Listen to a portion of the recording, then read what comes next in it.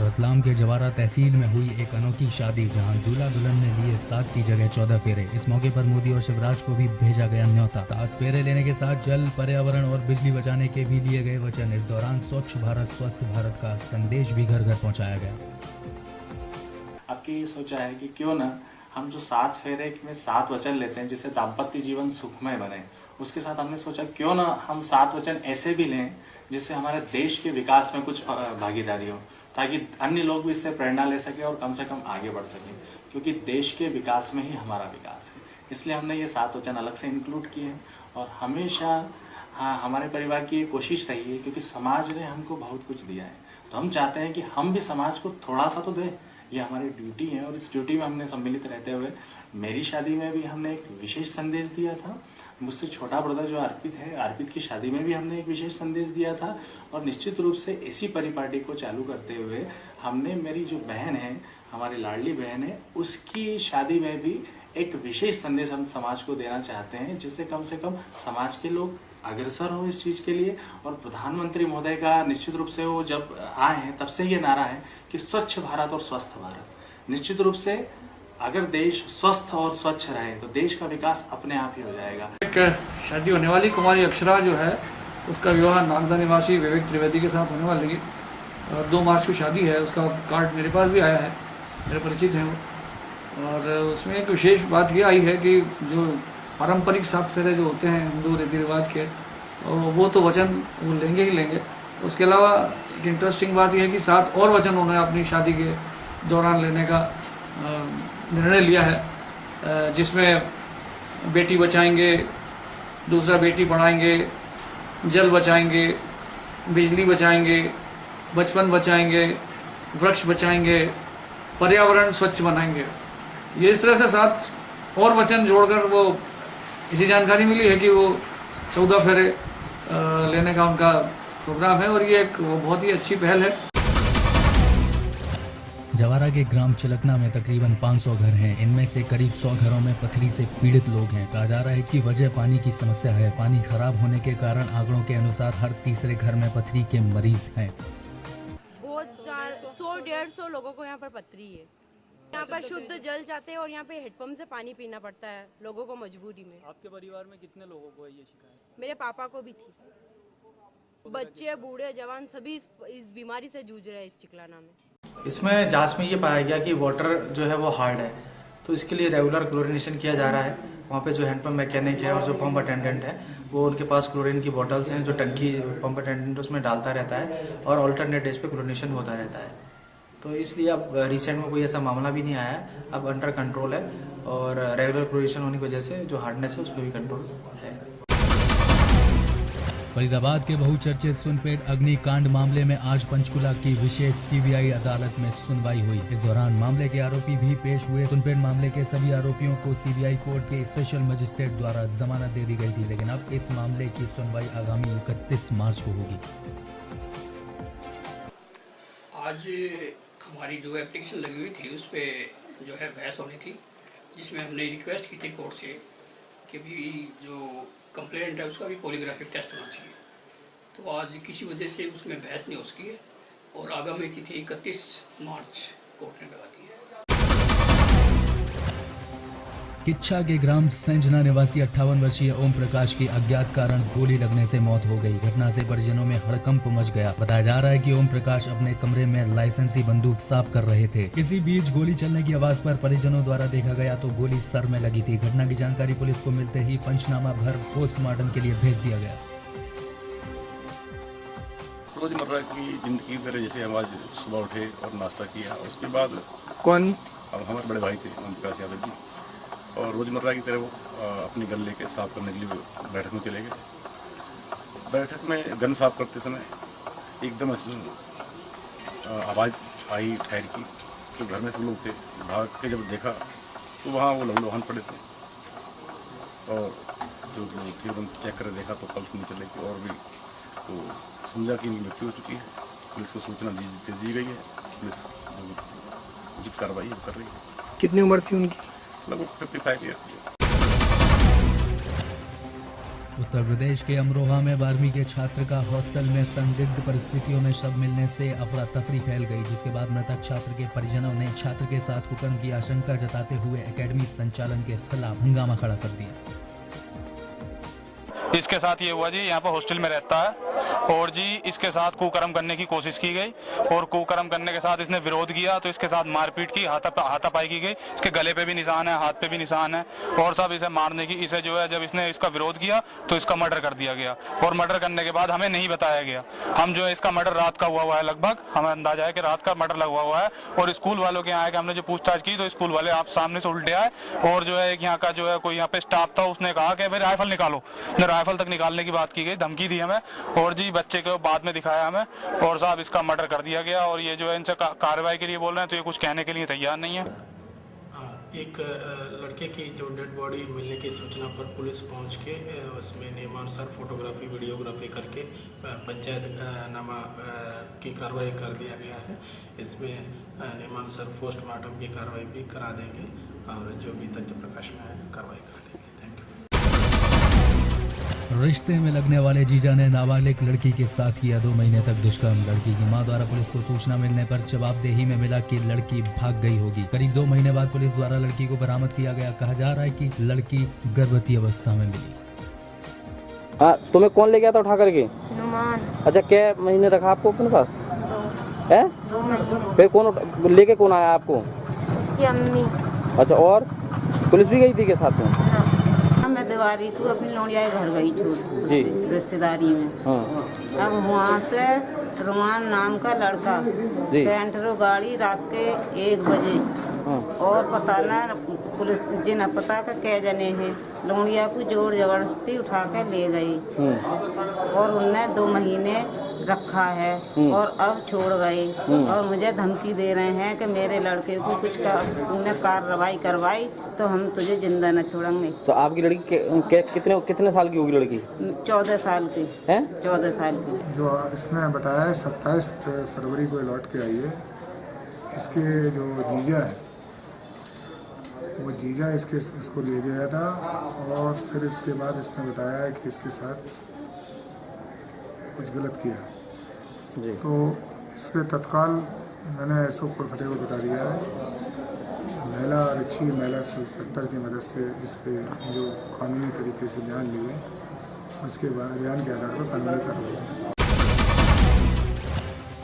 बंगाल के एक प्रेमी को बिहार आकर प्रेमिका का दीदार करना पड़ा महंगा। लड़की के परिजनों ने प्रेमी की जमकर की धुनाई। इसी सूचना जब नजदीकी पुलिस को मिली तो पुलिस द्वारा घायल प्रेमी को अस्पताल पहुंचाया गया। हाँ, बराड़ी से 30 साल उम्र का बादल पासवान नाम का एक पेशेंट आया जिसको चौकीदार लेकर आया था। तो पेशेंट की सर में चोट है, उसको गंभीर चोट है और उसके साथ कोई अटेंडेंट नहीं था, चौकीदार लेकर आए हुए हैं और वो कुछ बोलने की स्थिति में नहीं था। कि एक बादल पासवान नाम के एक व्यक्ति हैं जो कि बंगाल के रहने वाले हैं, रायगढ़ बंगाल उनका घर पड़ता है। वहाँ पर पहले यहाँ लड़की के जो परिजन थे, वहाँ पर सुनीता नाम है लड़की का, उसके परिजन वहाँ पर रायगढ़ में रहकर काम करते थे। वहाँ इनके रहने के दरमियान ही ये बादल नाम का जो लड़का था वो इनके पास आता रहता था और उसी संदर्भ में उसका प्रेम प्रसंग हो गया। तो लड़की से बातचीत होती थी, वो आया था, मिलने के लिए आया था यहाँ पर। तो उसी संदर्भ में उनके परिजन को पता चल गया, उसी बात में कोई हरकत देखते हुए उनको पिटाई कर दी। तो उस संदर्भ में उन दोनों से आवेदन की मांग की गई है और उस पर आवेदन के आधार पर उनका कानूनी कार्रवाई की जा रही है। हुगली में राज्य विधानसभा ने रुइया ग्रुप की 2 कंपनी डनलप और जेसप के अधिग्रहण से संबंधित 2 विधेयकों को पारित कर दिया, जिससे दोनों कंपनियों पर राज्य सरकार के कब्जे का मार्ग प्रशस्त हो गया। इस दौरान राज्य सरकार के अधिग्रहण फैसले पर श्रमिकों ने मिलीजुली प्रतिक्रिया जताई। এর থেকে ভালো আর কি, আমরা অতদিন ধরে মরেছি না খেয়ে। এখন মমতা দিদি সরকার যদি, রাজ্য সরকার যদি অত ভালো বেকারি ভাতা, আমরা যে এখানে আগে 500 টাকা পেতাম, তারপরে 1500 হলো, এখন 10,000 টাকা পেলে ভালো না লাগার কি, এর থেকে ভালো আর কি হয়। এটা আপনার কাছে শুনছি। এখন শ্রমিকদের ডানলপ কারখানার শ্রমিকদের যদি ভাতা দেয় খারাপ কিছু নয়, দিচ্ছে ঠিক আছে, কিন্তু সেটা কত দিনের জন্য? শ্রমিকরা তো ঘরে বসেই ভাতা নিয়ে দয়া ভিক্ষা নিয়ে চলতে পারে না। তারা উৎপাদন করবে, পার বিনিময়ে তারা পারিশ্রমিক পাবে, এইটাই শ্রমিকদের হওয়া কথা। আমরা সেটাই চাই। যত দ্রুততার সঙ্গে যদি পশ্চিমবঙ্গ সরকার, আমি আগের দিনও বলেছিলাম, যদি অধিগ্রহণ ওটা বাস্তবায়িত হয় তাহলে আমরা সবচেয়ে খুশি হব। আজও বলছি, ডানলপ কারখানায় যে উৎপাদন প্রক্রিয়া শুরু হলে সেই প্রক্রিয়ার মাধ্যমে, কাজের মাধ্যমে শ্রমিকরা চায় তার অর্জিত মায়না পেতে। সেটাই হলো তাদের সম্মানের জায়গা। এই ভাতা সাময়িক দিতে পারে, কতদিন দেবে জানি না। আর আপনার কাছে শুনলাম, শুনে আমার রিপারকাশন এটাই, এই ভাতা দিয়ে শ্রমিকদের মনের ইয়েটা পূরণ করা যায় না। দেখুন, আপনি আপনার মুখে শুনলাম, তারপরে টিভিতেও আমরাও করেছি, শুনতে পাচ্ছি কিনে এরকম নাকি দিদি অ্যানাউন্স করেছে। এটা যদি হয়, ডানলপের শ্রমিক 430 জন শ্রমিক এখনও পার্মানেন্ট আছে, তাদের কি খুশি হবে সে তুলনা করা যাচ্ছে না। কেন 6 মাস 9 মাস পরে হয়তো একটা 1500 টাকার এই একটা লাস্ট বেঁচে গেছিলো, না হলে সেলে কাজ, এইদিকে কাজ, ওইদিকে কাজ, একটা লোক এখন যা মার্কেটে যা আছে, তাতে একটা লোকের ওই 1500 টাকা দিয়ে সংসার চলতে পারে না। কিন্তু তার যাই হোক, যে ম্যানেজ করে চালাচ্ছিল। আর এইটা যতদিন যদি হতে দেরি, মনে হয় তো দেরি হবে, ততদিন উনি বলছেন 10,000 টাকা দেবেন। এর থেকে খুশির বিষয় কি আছে? আমরা এর থেকে আর কি বলবো? আমার ডানলপের লেবাররা 430 জনের বাড়িতে একটা উৎসব হবে। पंजाब के बटाला में एक मैरिज होम में चल रहे शगुन समारोह में आई महिला को उसके साथ हो रही छेड़छाड़ का खामियाजा जान देकर चुकाना पड़ा। शराबी युवकों ने छेड़छाड़ का विरोध करने पर महिला के सर पर गोली मार दी, जिससे महिला की मौत हो गई। मौके पर पहुंची पुलिस ने 2 आरोपियों को गिरफ्तार कर लिया। हाँ जी ढीडसा पैस सी, ढीडसा पैस तो ये ना आइसक्रीम लैके लड़की आ रही सी, ये मगर 3 बंदे सीगे, तिन्ने तुरे आ रहे सी ना, कोई शरारत की। वो लड़की ने यह गल कही कि मैं चपेट मारूंगी।